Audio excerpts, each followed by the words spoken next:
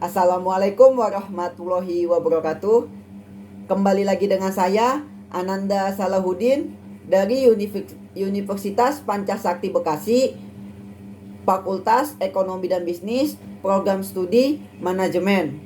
Pada kesempatan kali ini, saya akan menjawab beberapa pertanyaan yang sudah saya rangkum. Tanpa buang-buang waktu, mari aja langsung ke pertanyaan yang pertama. Oke, langsung aja ke pertanyaan yang pertama. Jelaskan 4 asumsi dasar untuk preferensi individu. Yang pertama, rasionalitas. Asumsi ini mengasumsikan bahwa individu adalah rasional dan bertindak untuk memaksimalkan kepuasan atau utilitas mereka.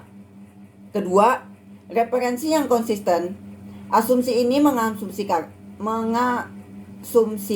bahwa preferensi individu adalah konsisten dan dapat diurutkan secara transitif. Dalam arti jika individu lebih memilih A daripada B dan B daripada C, maka mereka juga akan lebih memilih A daripada C. Asumsi ini memungkinkan adanya perankinan alternatif yang konsisten berdasarkan preferensi individu. Yang ketiga, dominasi transitif. Asumsi ini melibatkan konsep dominasi jika ada 2 alternatif yang sama dalam semua aspek dan dimensi. Individu akan memilih yang lebih baik dalam setidaknya satu aspek. Yang keempat, kepentingan yang terbatas.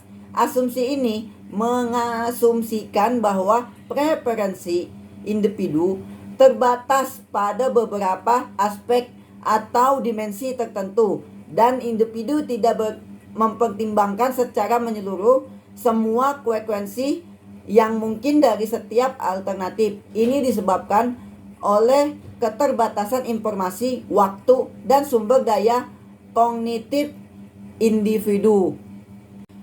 Asumsi-asumsi dasar ini membantu dalam membangun model teoritis dan memahami perilaku konsumen serta pengambilan keputusan individu dalam ekonomi. Namun, penting untuk diingat bahwa asumsi-asumsi ini bersifat idealis dan tidak selalu mencerminkan secara sempurna preferensi individu dalam kehidupan nyata.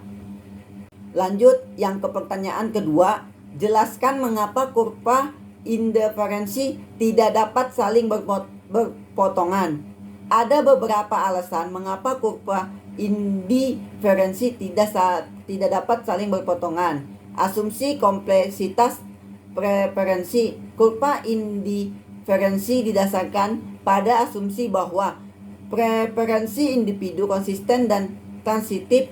Jika 2 kurva indiferensi saling berpotongan, itu akan menyiratkan bahwa individu memiliki preferensi yang bertentangan atau inkonsisten. Ini akan melanggar asumsi dasar tentang kekonsistenan preferensi yang diperlukan untuk membangun model pengambilan keputusan yang konsisten.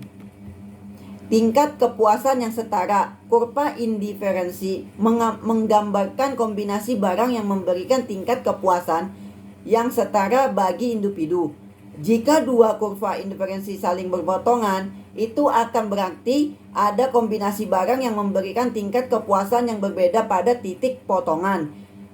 Ini akan melanggar asumsi dasar bahwa kurva indiferensi adalah tingkat kepuasan yang selera.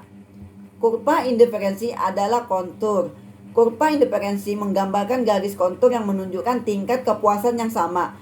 Jika 2 kurva indiferensi saling berpotongan, itu akan berarti ada titik yang berada pada tingkat kepuasan yang berbeda secara bersamaan, yang bertentangan dengan konsep garis kontur itu sendiri. Secara keseluruhan, ketidakmungkinan potongan atau perseimbangan antara kurva indiferensi diperoleh dari asumsi-asumsi dasar yang digunakan dalam analisis preferensi konsumen. Ini membantu untuk membangun model yang konsisten dan memahami preferensi individu secara lebih sistematis. Oke, lanjut ke pertanyaan ketiga. Jelaskan mengapa tingkat substitusi marginal dua barang harus sama dengan rasio barang tersebut agar kepuasan konsumen mencapai kepuasan maksimal. Jawabannya, tingkat substitusi marginal dua barang adalah perubahan sejumlah barang yang dikorbankan dari satu barang untuk mendapatkan tambahan satu unit barang lainnya. Sementara rasio barang adalah perbandingan antara harga atau biaya relatif kedua barang tersebut. Untuk mencapai kepuasan maksimal atau utilitas maksimal, individu harus memaksimalkan utilitas total mereka dalam batasan anggaran yang ada. Dalam hal ini, penting untuk mempertimbangkan tingkat substitusi marginal rasio barang. 1. Penjelasan. Tingkat substitusi marginal dua barang yang sama ketika individu mengalokasikan sumber daya mereka antara dua barang. Tingkat substitusi marginal yang sama antara kedua barang tersebut menunjukkan bahwa individu memperoleh manfaat tambahan yang setara dengan memindahkan sumber daya dari satu barang ke barang lainnya. Jika tingkat substitusi marginal tidak sama, individu masih dapat meningkatkan kepuasan mereka dengan mengalokasikan sumber daya dengan tingkat substitusi yang lebih tinggi. 2. Rasio barang yang sama. Rasio barang mencerminkan perbandingan harga relatif antara dua barang tersebut. Jika rasio barang tidak seimbang, misalnya satu barang relatif lebih murah daripada yang lain, individu dapat meningkatkan utilitas total mereka dengan mengalokasikan lebih banyak sumber daya ke barang yang relatif lebih murah. Ini berarti bahwa individu dapat memperoleh manfaat yang lebih besar dengan yang lebih rendah. Kesimpulannya, jadi ketika tingkat substitusi marginal dua barang sama dengan rasio barang, ini menunjukkan bahwa perubahan dalam alokasi sumber daya antara kedua barang tersebut menghasilkan keuntungan tambahan yang setara dengan biaya relatif antara kedua barang tersebut. Dalam kondisi ini, utilitas total individu mencapai titik maksimum di mana tidak ada alokasi sumber daya yang mencerminkan baik yang dapat meningkatkan keputusan mereka dalam ekonomi. Prinsip ini dikenal sebagai kondisi kesetimbangan konsumen, di mana tingkat substitusi marginal dua barang sama dengan rasio barang untuk mencapai alokasi sumber daya efisien dan memaksimalkan kepuasan konsumen. Oke, ke pertanyaan berikutnya. Jelaskan istilah Ceteris paribus. Ceteris paribus adalah istilah dalam ilmu ekonomi yang digunakan untuk menyatakan asumsi bahwa semua faktor selain dari yang sedang dipertimbangkan dalam analisis akan tetap konstan atau tidak berubah. Dalam bahasa Latin, ceteris paribus berarti dengan faktor lain tetap sama atau dalam keadaan lainnya tetap konstan. Konsep ini digunakan untuk memudahkan analisis dan memfokuskan perhatian pada hubungan sebab akibat antara dua variabel tertentu tanpa terpengaruh oleh faktor-faktor lain yang mungkin mempengaruhinya. Dengan asumsi ceteris paribus, para ekonomi dapat memperoleh pemahaman yang lebih jelas tentang hubungan antara variabel tersebut. Contoh penggunaan ceteris dalam ekonomi adalah sebagai berikut. Permintaan dan harga. Misalnya, dengan asumsi ceteris, kita dapat menyatakan bahwa dengan meningkatnya harga suatu produk, permintaan akan cenderung menurun. Ini mengasumsikan bahwa faktor lain yang dapat mempengaruhi permintaan seperti pendapat konsumen, preferensi konsumen, dan harga produk lain tetap tidak berubah. Penawaran dan harga. Dalam hal penawaran, asumsi ceteris memungkinkan kita untuk mengatakan bahwa dengan meningkatnya harga suatu produk, penawaran akan cenderung meningkat. Ini mengasumsikan bahwa faktor-faktor lain yang dapat mempengaruhi penawaran, seperti biaya produksi, teknologi, dan kebijakan pemerintah, tetap tidak berubah. Efek suatu kebijakan dalam analisis kebijakan ekonomi. Asumsi ceteris paribus memungkinkan kita untuk memeriksa dampak kebijakan tertentu pada variabel ekonomi tertentu. Sementara faktor-faktor lain dianggap tetap konstan. Misalnya dengan asumsi ceteris kita dapat memprediksi dampak peningkatan pajak pada jumlah barang yang dikonsumsi oleh konsumen. Lanjut ke pertanyaan berikutnya. Apakah perbedaan fungsi produksi jangka pendek dan jangka panjang? Jawabannya, perbedaan antara fungsi produksi jangka pendek dan fungsi produksi jangka panjang terletak pada periode waktu yang mempertimbangkan dan faktor produksi yang dapat divariasikan. Apakah fungsi produksi jangka pendek? Periode waktu fungsi produksi jangka pendek mencakup periode waktu yang relatif singkat, di mana satu atau beberapa faktor produksi tetap atau tidak dapat diubah. Contoh, bangunan pabrik, peralatan, atau kapasitas produksi yang sudah ada. Faktor produksi yang dapat divariasikan dalam jangka pendek hanya faktor produksi variabel yang dapat diubah untuk mengubah output produksi. Faktor produksi variabel adalah faktor-faktor yang dapat diubah jumlahnya dalam jangka pendek seperti tenaga kerja atau bahan baku. Fungsi produksi jangka panjang, periode waktu. Fungsi produksi jangka panjang mencakup periode waktu yang lebih panjang di mana semua faktor produksi dapat divariasikan atau diubah jumlahnya. Dalam jangka panjang, tidak ada faktor produksi yang dianggap tetap. Faktor produksi yang dapat divariasikan dalam jangka panjang, semua faktor produksi dapat diubah jumlahnya.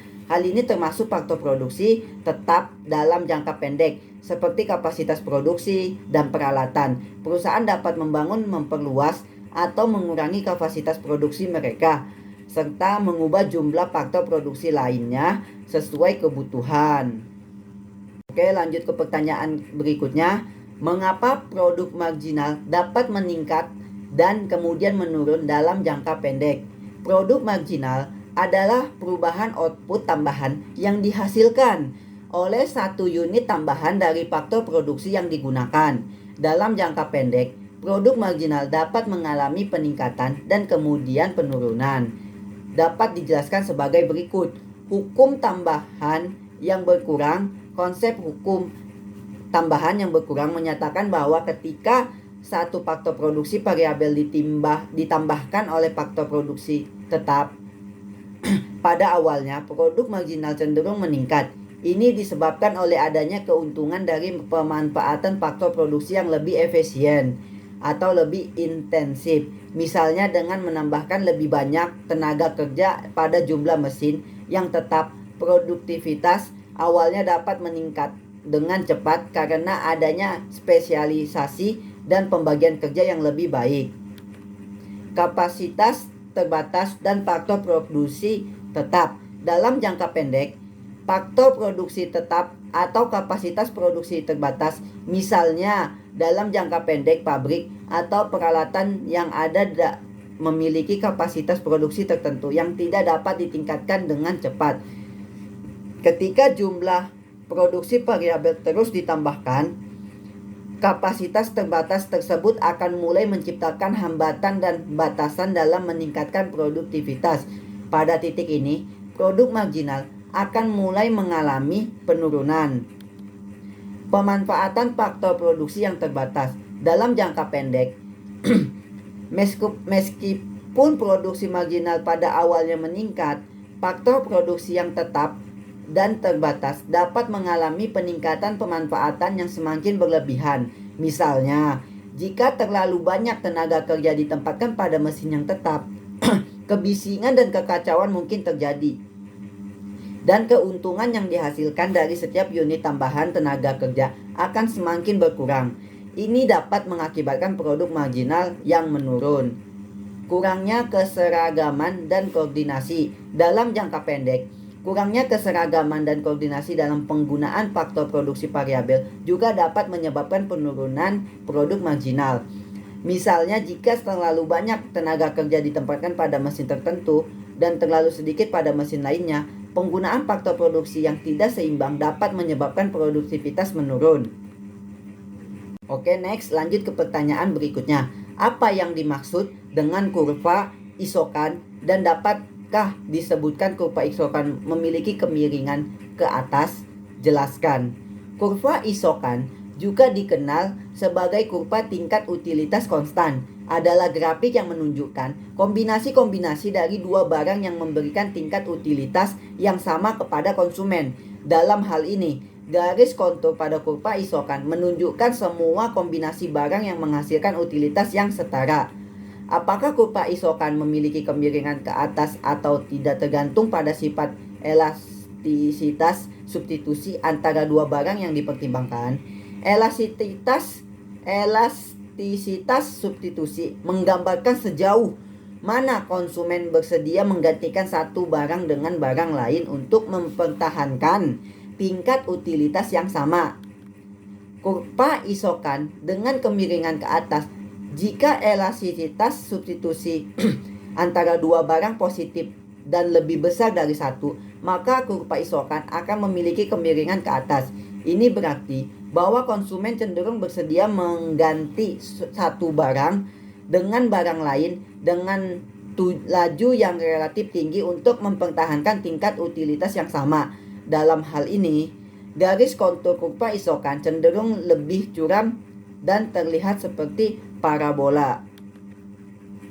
Oke teman-teman, kita lanjut ke pertanyaan berikutnya.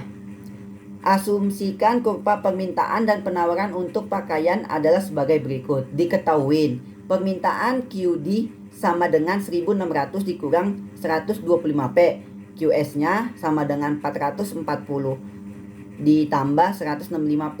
Huruf A ditanyakan. Ditanyakan harga pakaian. Yang kedua, kuantitas keseimbangan pasar. Jawab. Untuk mencari harga dan kuantitas keseimbangan pasar, kita dapat menyeimbangkan persamaan permintaan dan penawaran dengan cara menyetarakan QD dengan QS. QD sama dengan QS. 1600 dikurang 125P sama dengan 440 plus 165P. Jawabnya 1600 dikurang 440 sama dengan 165P ditambah 125P.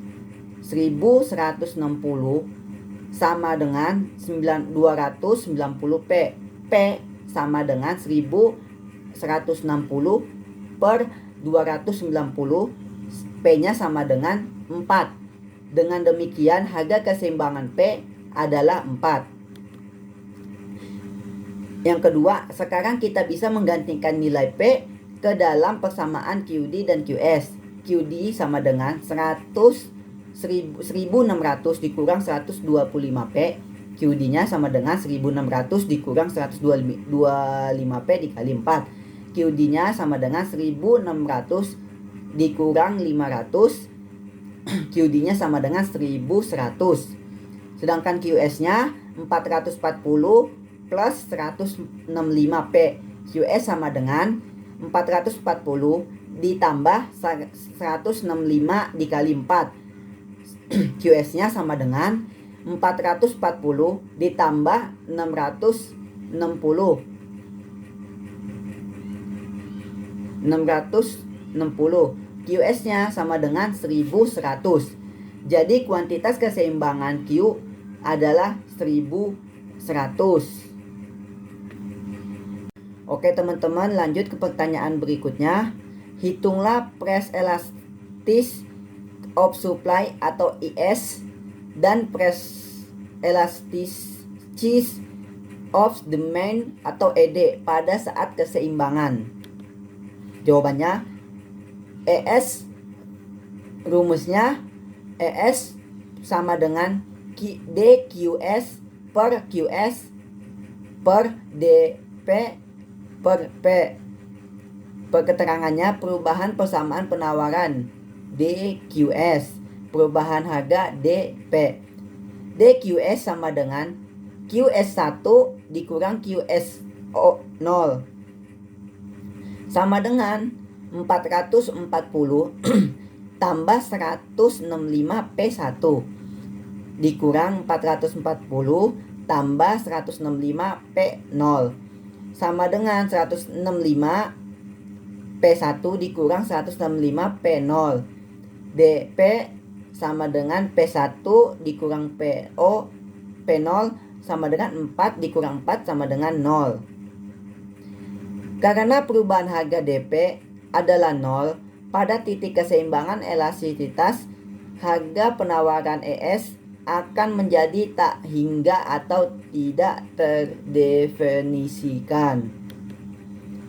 Karena perubahan ES sama dengan DQS per QS per DP per P sama dengan 165 P1 dikurang 165 P0 per 440 ditambah 165 P1 per 0 sama dengan tidak terhingga.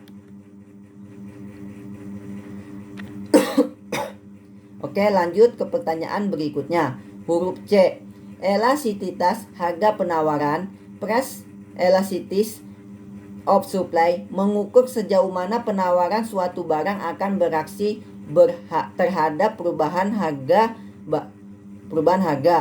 Elastisitas harga permintaan mengukur sejauh mana permintaan suatu barang akan bereaksi terhadap perubahan harga. Jika permintaan memberikan subsidi harga sehingga harga pakaian per unit dipasang menjadi sebesar 4,5, ini akan berdampak pada perubahan harga. Namun, karena elastisitas harga penawaran dan elastisitas harga permintaan pada titik keseimbangan adalah tak hingga, perubahan harga yang sangat kecil tidak akan mempengaruhi penawaran dan permintaan secara signifikan. Oke, lanjut ke pertanyaan berikutnya. Untuk menghitung excess supply atau excess demand akibat kebijakan pemerintah, kita perlu mengetahui perbedaan antara jumlah barang yang ditawarkan dan jumlah barang yang diminta pada harga subsidi yang diberikan. Jika P sama dengan 4,45, kita dapat menggantikannya P ke dalam persamaan QS sama dengan 440 plus 165 4.5. QS sama dengan 440 ditambah 742.5. QS sama dengan 1182.5. Jadi dengan harga subsidi 4,5, jumlah barang yang ditawarkan QS sebesar 1182,5. Jika P-nya 4,5, kita dapat menggantikan nilai P ke dalam persamaan QD sama dengan 1600 dikurang 125 4.5. QD-nya sama dengan 1600 dikurang 562.5. QD-nya sama dengan 1037.5. Jadi dengan harga subsidi 4,5, jumlah barang yang diminta QD adalah sebesar 1037.5. Untuk menghitung excess supply dan excess demand, kita dapat mengurangi jumlah barang yang diminta dari jumlah barang yang ditawarkan. Excess supply-nya sama dengan QS dikurang QD. Excess supply-nya 1182,5 dikurang 1037,5 sama dengan 145. Jadi, akibat kebijakan subsidi harga tersebut, terjadilah excess supply sebesar 145 unit pakaian. Oke, kita lanjut ke pertanyaan berikutnya.